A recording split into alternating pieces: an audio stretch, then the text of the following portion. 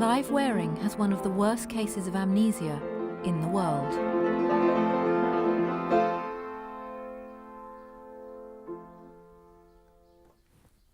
I know it's like to be dead now. Day and night the same, blank. No difference between dreams and anything like that. No senses at all. The brain has been totally inactive. No dreams and no thoughts of any kind whatever.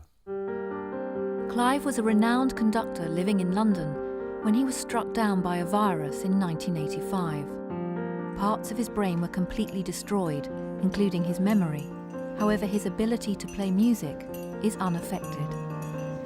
Do you feel different when you play music? I've never heard a note since I've been ill. I don't know what it's like to play music when you're unconscious. You played us some music about 2 minutes ago. Not known to me. Totally unknown. I've never heard a note yet. Clive's case became known to millions when a television documentary was made about him in 1986. Alone and confused in hospital, without his memory, the only person he recognised was his wife, Deborah. What's been wrong? Can you just tell me what the illness has been? I mean, I really can't get to this. But I'm actually conscious now for yes. the first time. I just want to find out what the bloody hell they've been doing, what's been wrong with me. Because I haven't a fucking clue. Well, I've never seen is- anyone at all. 20 years later, Clive only has a 7-second memory before his mind goes blank. What has life been like for Clive and his family?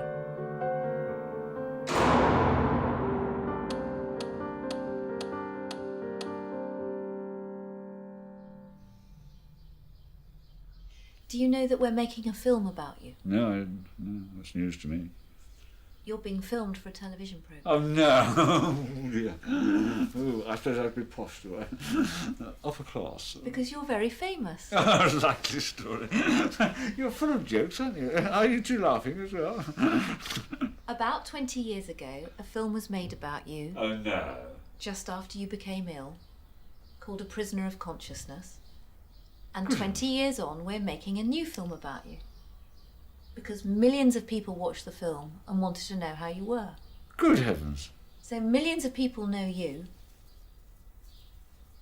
How embarrassing. Ooh, they know too much about me now, don't they? And we've been coming to see you for several weeks. I see. Are you paid to come here? Thankfully, we are. Hooray! Right, 1, 2, 3, 4. Mad dogs and Englishmen go out to meet their son. The Japanese don't care. Clive is 67 and lives in a brain injury unit where he's under constant supervision. But Englishmen that does our siesta. His wife Deborah lives 85 miles away in Reading. His illness has made it impossible for them to live together for 20 years.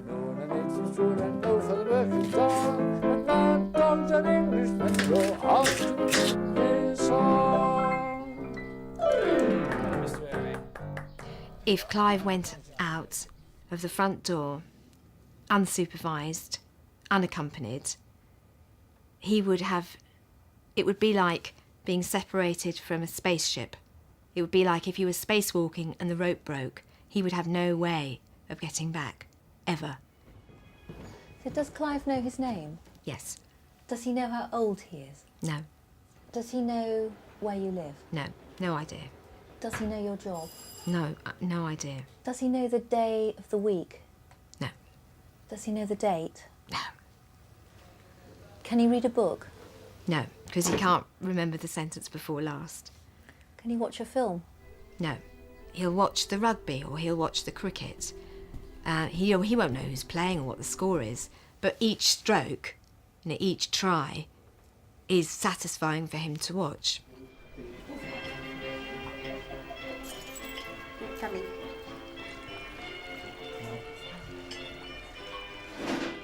Clive now has islands of memory. Just as we can ride a bike or drive a car without remembering how we were taught, Clive can play and respond to music because his innate musical abilities are still there and weren't totally destroyed by the virus. Deborah visits Clive on average once a month. What sort of man is he? Passionate, very loving, funny, very, very comical. And he's very, very self-effacing. You know, he doesn't want to be a nuisance to anyone. He often apologises to me and says, I must have been such a nuisance to you, I'm so sorry. I mean... They told me you were arriving. Welcome to Earth. He knows me. He might not remember anything about me, but he knows me. You know, he knows what I'm like. And we're still very much a team. I mean, it sounds odd that we see so little of each other, but we're very much a team. Come on. No hanging around on the other side of the room. Thank you, darling. What does it mean to you when Deborah comes to visit? Heaven on earth arrives. And what does it mean to you when Deborah can't come and visit? Well, I don't know. I've never been conscious since I've been ill. I don't know what I've been thinking when she's not here. I'd never seen her before, either. Never heard a word. Yes. I've never seen any human being since I've been ill. You're the first 4 people I've seen. In, what, 30 years? And if you're unconscious, you don't like it much, do you?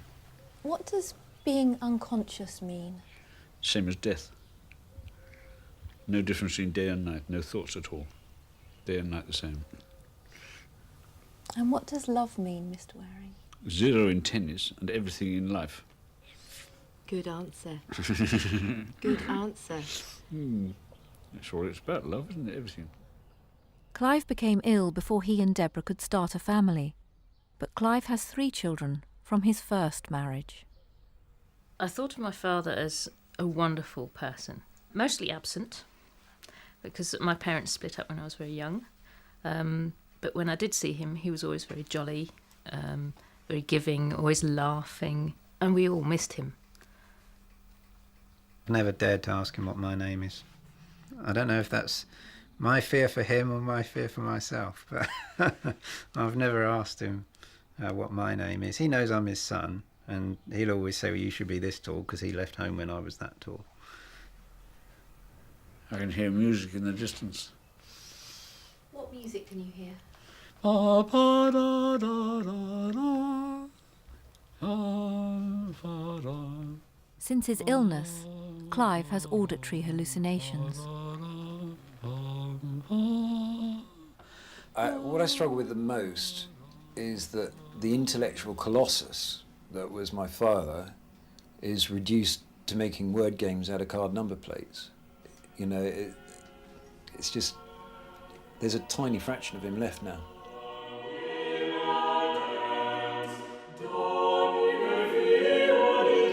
"20 years ago, Clive was a well-known musician, conductor, and early music producer for Radio 3. He was a very charismatic conductor. He was working in a field that was just cutting new ground all the time. He would transcribe from the original manuscripts and recreate the music for a particular meal that the Duke of Bavaria had with his mother-in-law, and what they wore and what they had to eat, and this was the music, and then he would make a radio programme. It took all his energy. There wasn't much time to sleep. There were no weekends. He poured his whole being into his work. Everybody used to say to him, Clive, slow down. He couldn't. No one had any idea that Clive was about to become one of the most extreme cases of amnesia in the world.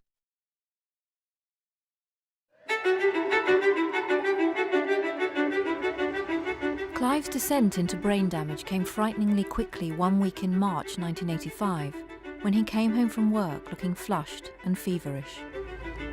On Saturday, his headache started. By Tuesday, he was no better, and he hadn't slept. His temperature was 102. By Wednesday, he was very confused and couldn't remember Deborah's name. His temperature was 104. Doctors came and went, and Deborah left him sleeping. But when she came home, Clive had disappeared from their flat.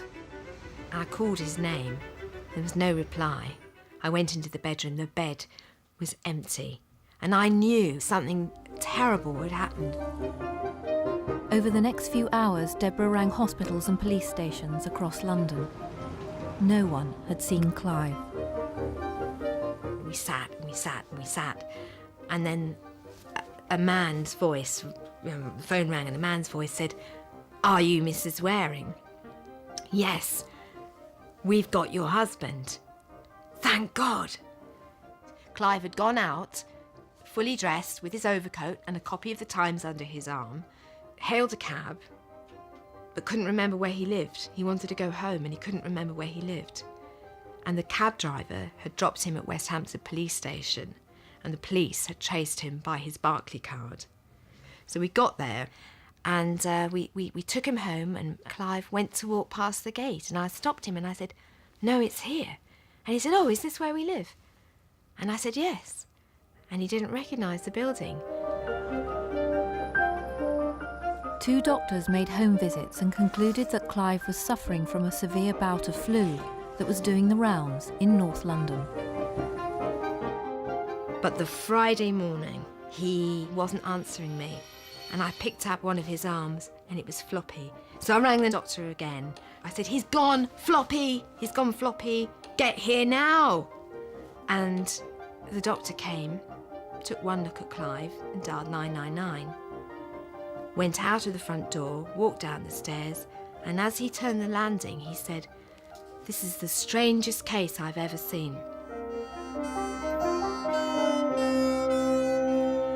We got to the hospital, and I just remember going through these clear plastic rubber doors. They were like a valve, and that as those doors flapped shut behind us, you know, it was just like our life as we knew it was over.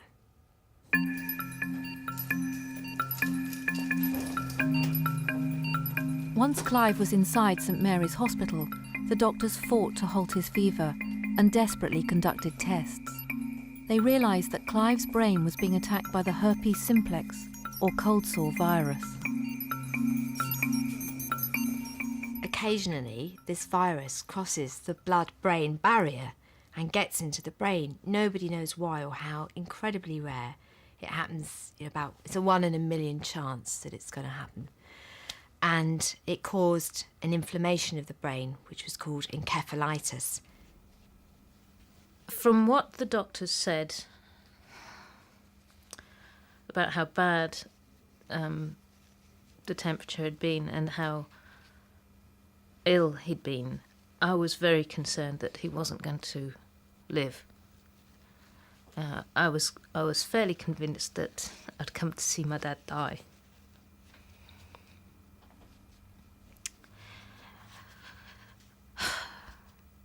And then he didn't. Clive was given a new drug called acyclovir. It saved his life, but came too late to prevent brain damage.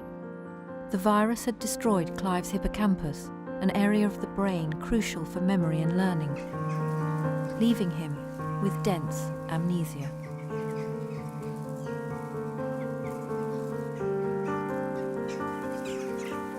How many years have I been ill? About 20. About 20. Can you imagine what it's like to have one night 20 years long? With no dream? That's what it's been like. Just like death. No difference between day and night, no thoughts at all. In that sense, it's been totally painless. Which is not something which is very desirable, really, is it? Because it's precisely like death. If you have no senses of pain, you have no sense of any kind working either. I don't remember sitting down on this chair, for example, or the settee as it is. That was unknown to me. I've never seen a human being since I've been... That's the first photograph I've seen of anybody. And who is that photograph? It's one of my sons. But I can't remember his name. It's gone now. Last time I knew him, he was still at school. That's how many years it's been. A few years before, he would have died from it. And a few years later, they might have spotted it quicker, or maybe a different doctor might have spotted it quicker, or whatever.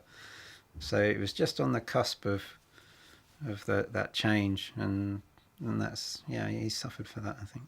In my own mind, it was the question of, is it right that he's been ill for so many days, and how much damage has been done to his brain in that time, and whether it was the right thing or the wrong thing that he was treated and everybody fought for him as much as they did.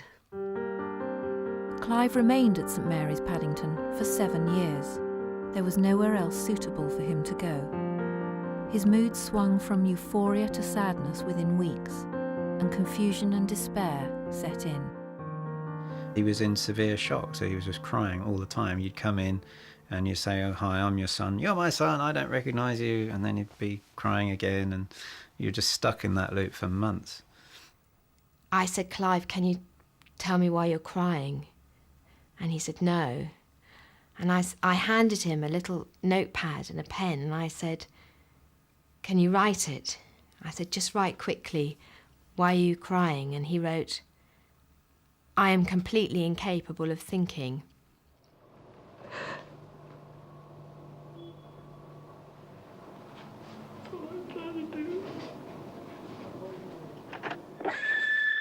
No, darling, look, it's Clive here.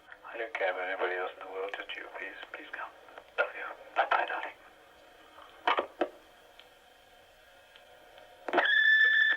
These messages were recorded on Deborah's answer phone minutes after she'd left him. I want to say to you, darling, can you come and see me, please?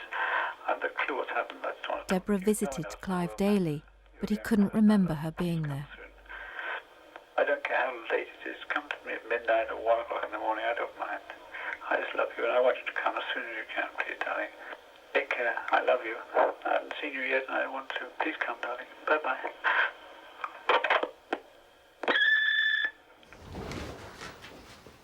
I've let myself in.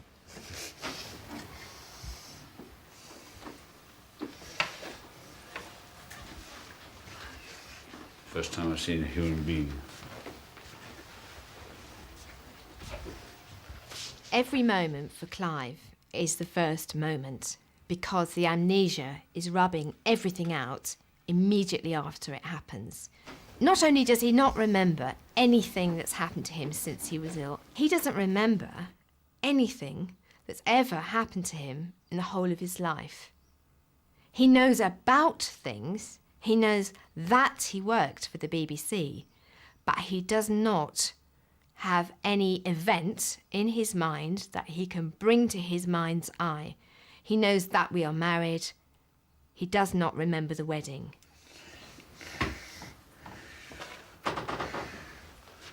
Where's your diary, Mr. Waring? No idea. Never seen it. It says 7:16 a.m. first act. Well, I don't remember that at all. What was on there today?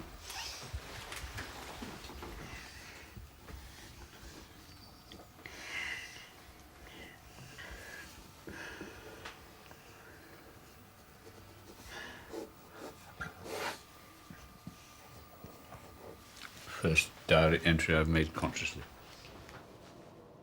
Clive keeps a diary every day and has done for 20 years in an effort to make sense of his life. He writes multiple entries recording his last conscious moment. He would look at his watch to see what time was this momentous event occurring of first consciousness. And so he would write down 10:06 awake first time. And then have the same sensation and put 10:07 awake first time, truly awake first time. Ignore the last entry. Now I'm awake. This is the first real awakeness. And so the diaries are line by line a succession of astonished awakenings.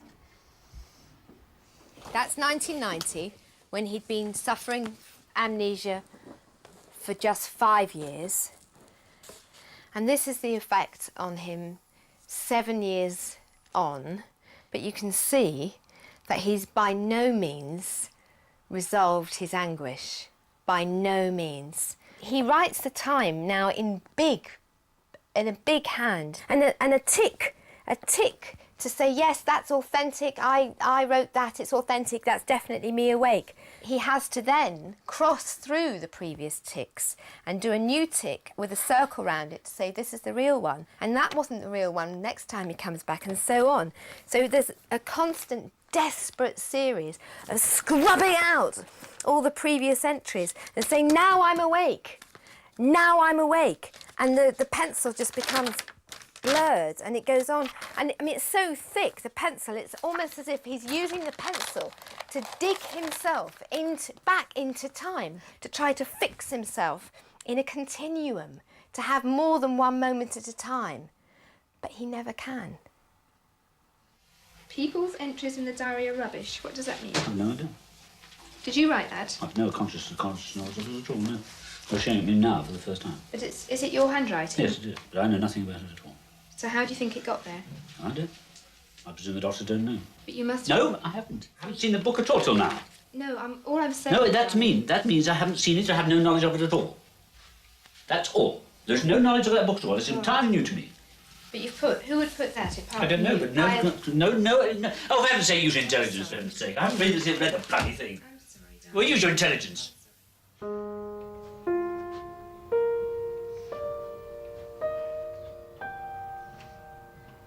The doctors don't know why Clive's aggressive outbursts have gradually stopped.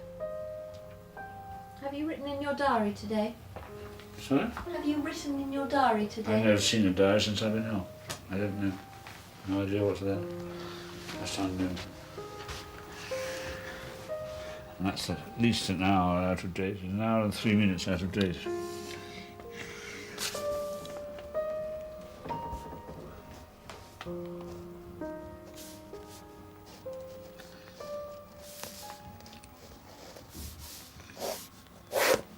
Yeah. First time I've seen my writing. First time I've seen my room, first time I've seen human beings. I've never had a dream or a thought, day and night the same. No thoughts of any kind.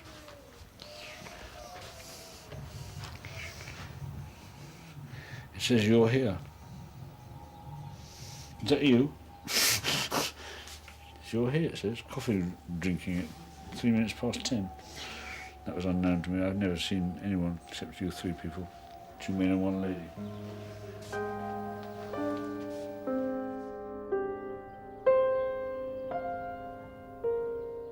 Clive's condition was hard for Deborah to bear. You asked me when did I decide to divorce him and when did I decide to leave. It wasn't really a decision, it was an imperative. There was no way any human being could continue in that way. We had the same dialogue in a loop tape, repeated verbatim, with the same inflection, the same tone of voice, the same expression on the face for, well, the whole 9 years until I left, and we were still having that conversation as I was backing out of the room. Clive became ill and hospitalised only 18 months after marrying Deborah. 3 years after the virus attacked his brain, the strain on their lives was beginning to show. It's like being a wife and widow simultaneously. I lost Clive, or most of Clive, 3 years ago. Because without consciousness, he's, in many senses, dead. To ease her pain, Deborah campaigned for 7 years to find Clive a secure and permanent home with around-the-clock care that he needed. In 1992, he was finally moved to a new specialist brain unit outside London. Deborah's mission was accomplished, but she had exhausted herself, and Clive was increasingly having fits in her presence. With no hope of living together again, Deborah divorced Clive and flew to America. I was in my mid-30s. I wanted kids. I didn't want to be on my own all the time. It was very lonely. And I thought maybe having a relationship with somebody else and having kids would help to heal the pain. I rang him up to say, hello, darling, I've arrived. Although, of course, he didn't know I'd left because he didn't know I'd ever been there. And it didn't really make any difference where I was. It didn't matter whether I was in London or New York or Timbuktu. I tended to fall for just completely impossible people who are all artists of some kind. And as soon as I became close to anybody and had conversations with them, you know, the relationship just dissolved because They weren't Clive, basically. I was looking for Clive, I guess. Did he ever ask you when you were coming home? No. Did he ever ask you what you were doing? No. He showed no curiosity. He just wanted to let me know that he was awake. He'd say, when are you coming? And I'd say, as soon as I can. And then he'd say, oh, please come at the speed of light. Come at the speed of light. Come by helicopter.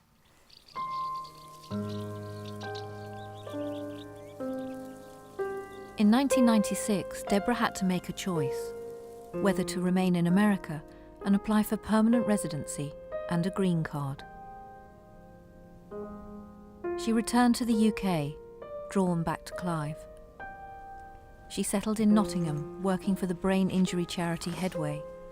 Deborah had come full circle. And I came back still not knowing how to live. Still with a huge emptiness, a great sucking emptiness inside that could never be filled. Still with a sense of needing to go home but not have, where's home?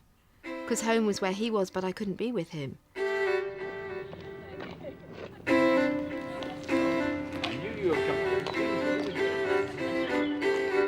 I was just going around in ever-decreasing circles. But it was the same, it was just more of the same. I'd reached really the end of my tether, and I rang a friend and I asked her to pray for me. She was the only Christian I knew, and as she was whispering away to God, I just felt this extraordinary power coming into me, and I knew that God was in my room. I just had this incredible sense that I was really, really loved.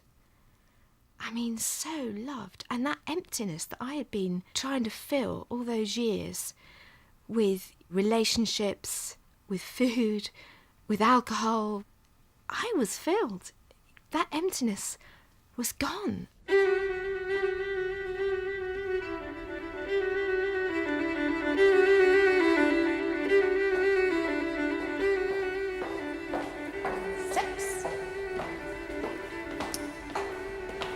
This is St Etheldreda's. St Etheldreda's Ely Place.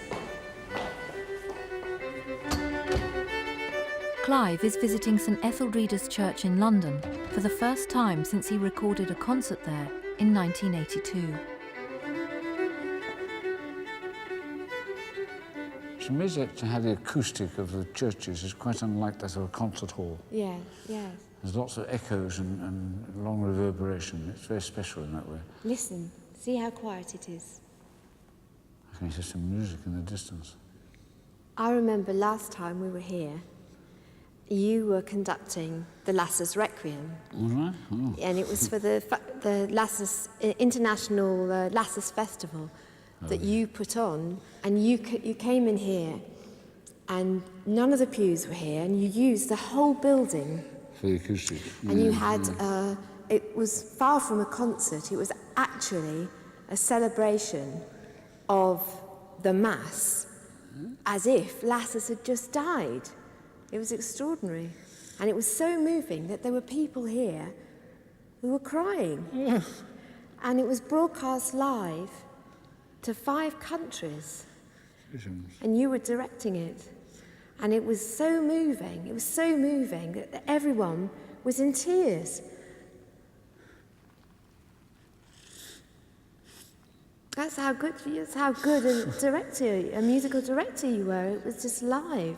And it gave the audience, whether they were sitting at home listening to the radio or whether they were walking around here in the dark with candlelight flickering, you gave them an experience of something deep and profound and spiritual. And they went away after your concerts and they were never the same again.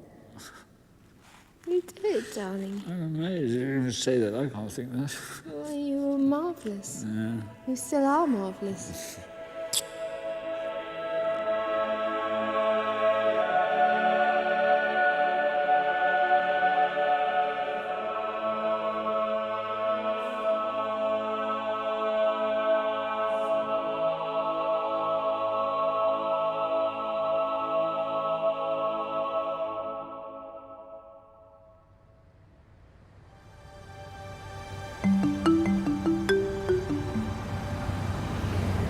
clever car driver, double CD, fine wearing keep, extremely pleasant garage that came from. Clive makes phrases out of the letters on car number plates as they flash past. The great king of Kenya. 2 double Ks, it's a rare sight. Thank you, my love. Ages first, forever.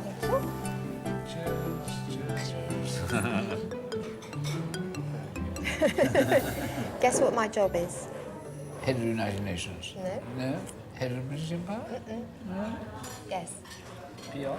PR! Wow, that's amazing. Yeah, I do. That's very clever. Well done, darling. I'll give you a kiss.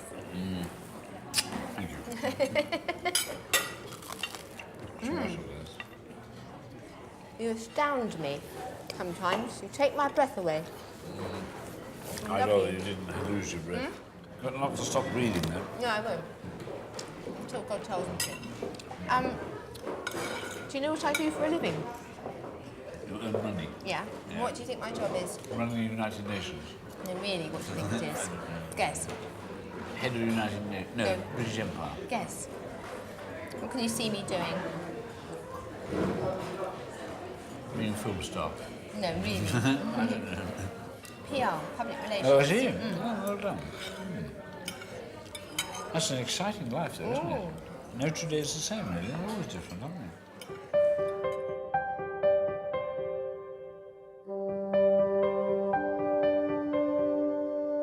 Deborah renewed her marriage vows with Clive 3 years ago, although they'll always have to live apart.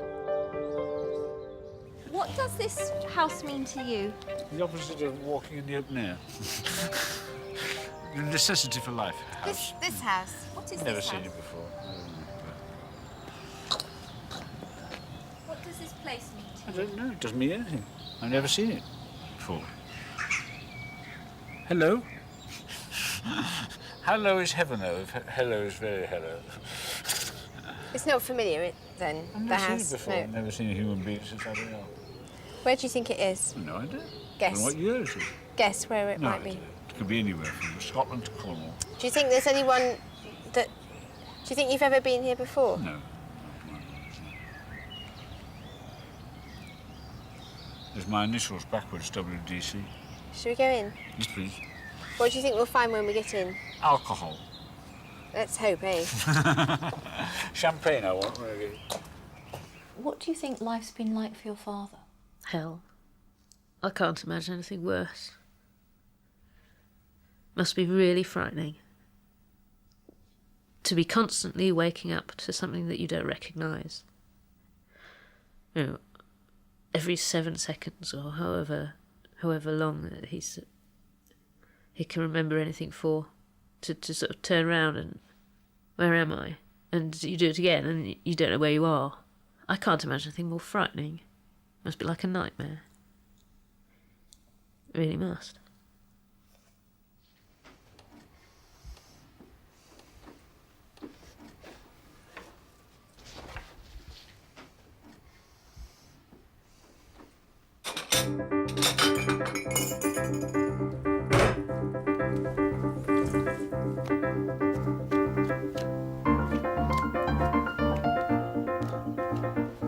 Deborah is planning a momentous trip for Clive. Where would you like to go? Best pub in the country. If you could go anywhere, where would you like to go? No idea. No idea. Well, I'm going to take you home. Oh, I see. Oh, that's marvellous, yes. Do you know where home is? No. Guess. Yesterday. Home is yesterday. Yes, what's the note today? That's not a bad answer, actually. Home is yesterday. That's true. Yesterday never And stops. home is also next Tuesday. Oh, I see. And we're going... I live in Reading. Oh, I see. You ever... It looks like been to reading the Reading? way it spells, doesn't it? Do you think you've ever been to Reading? Yes, I have been. Have you? Yes.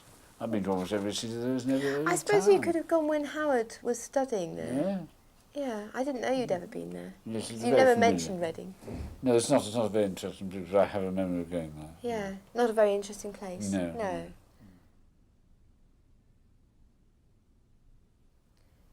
Can you name a town in Berkshire? No, I can't. I can't remember the geography. Do you know where I offhand. live? No. Guess. I have no idea. Begins with R. No idea. Reading. Oh, really? Yeah. Spelt wrong, that should be reading. What's that one? The King of Nigeria. Clive is going home for the first time in 13 years. Do you remember the car your parents drove, your father drove? No, I can't remember what it's all about. You remember the number plate? EON 941. EON 941? Yeah. You do? But I can't remember the car. Do you remember the phone number when you were a little boy? 3164. Yeah. Remarkably, Clive can still recall details from his childhood, numbers embedded in his memory before he became ill. There's another guest expected for lunch, Clive's youngest son Edmund, who has not seen his father for 7 years. Things that I used to do with my father always revolved around his work. It was, we'd be either going to places such as the British Museum for his research, or we'd be going to concert venues or recording venues. We would often end up in churches, and he could walk into a church or a cathedral anywhere in Europe and read it like a book. He had a vast amount of knowledge, and that's just been wiped out. It's been a difficult time.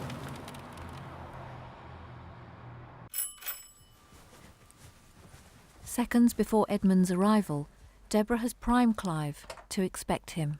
Ah, look who it is, darling. Hello. Oh, well done. Hi, Dad.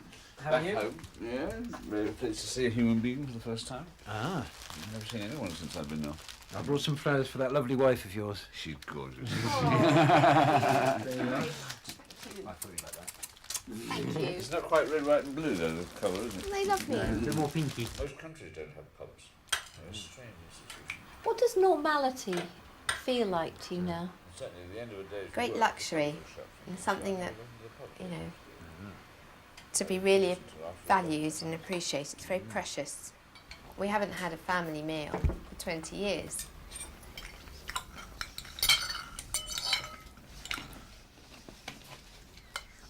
Deborah, what will this day mean to Clive? Nothing. Nothing in his conscious memory.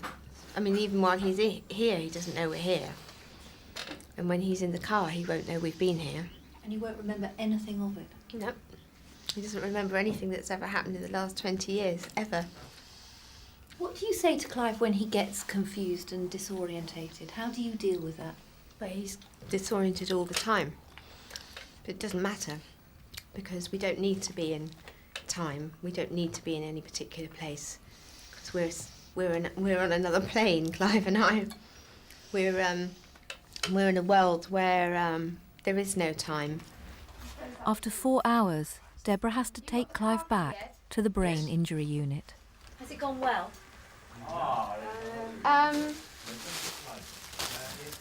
I don't really want to answer that, thank you. Why is a giant pronounced the way it is? It should be giant.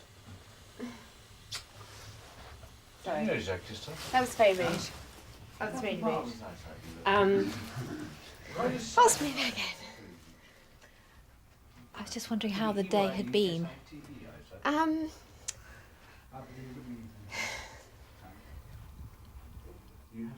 Well, it's just so sad that it's not, you know, that's not our reality, and it's just so sad. Okay. Want the door shut? Yes, please. Right.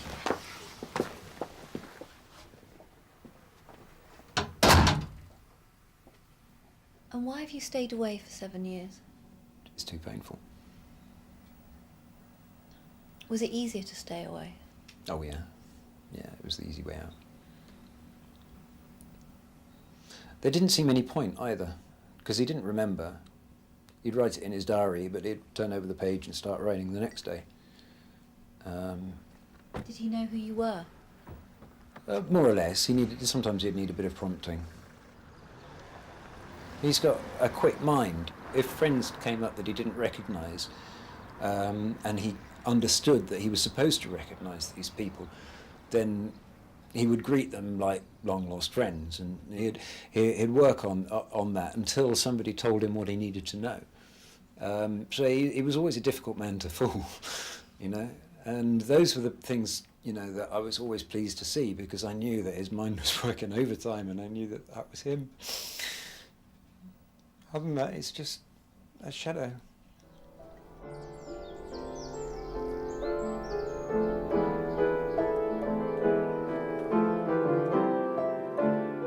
Today, Clive's sister Adele has come to see him.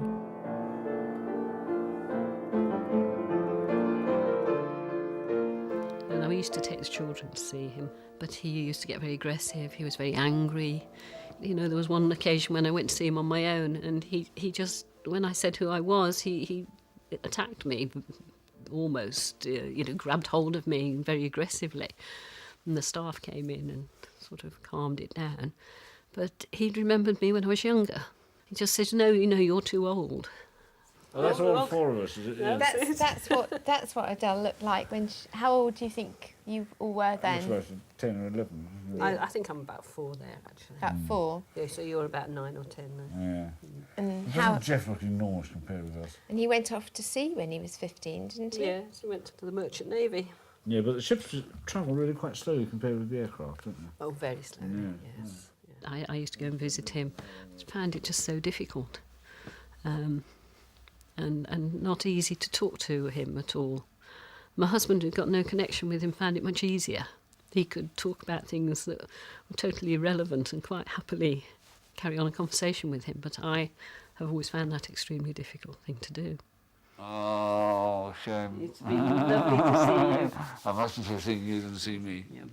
See you. All right. Oh, wonderful. Bye-bye for now. Okay. You stay there and I'll... You open the door? I will. You going? I'm going. Oh, shame. Bye-bye. Back at the speed of light, please. I'll do my best. Bye.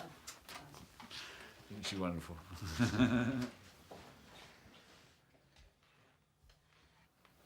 Do you remember Adele sitting next to you? No. Can you remember what she was wearing? No. Never seen her.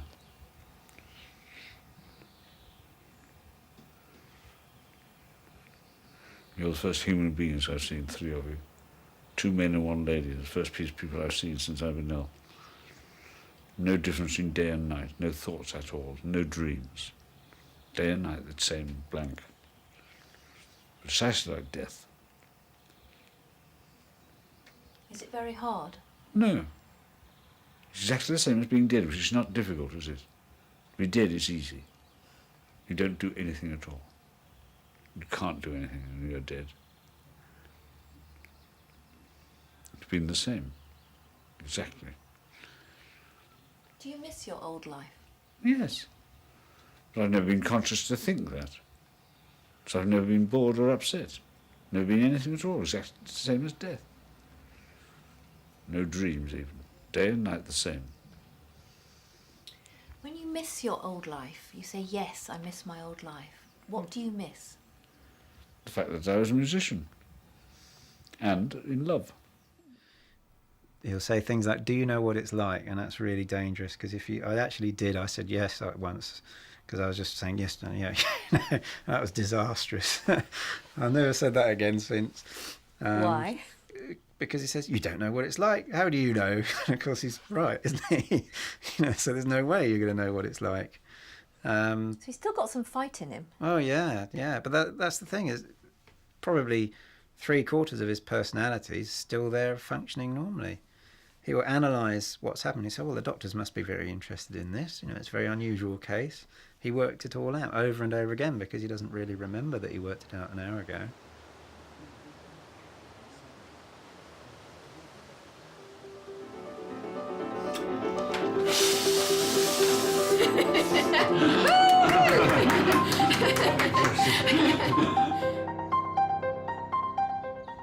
Deborah's done more for Dad than any other single person. And I very much doubt that I could have done that for him. And that's hard. That's very hard. I think I'd have given up. When did you last see your father? I wouldn't like to say when it was because I really can't remember. It's too hard. I wanted him to walk me down the aisle when I got married. And he couldn't. I wanted him to know that I'd had his grandchildren, and he couldn't. So he's a lovely person. He's Clive now. Dad's gone.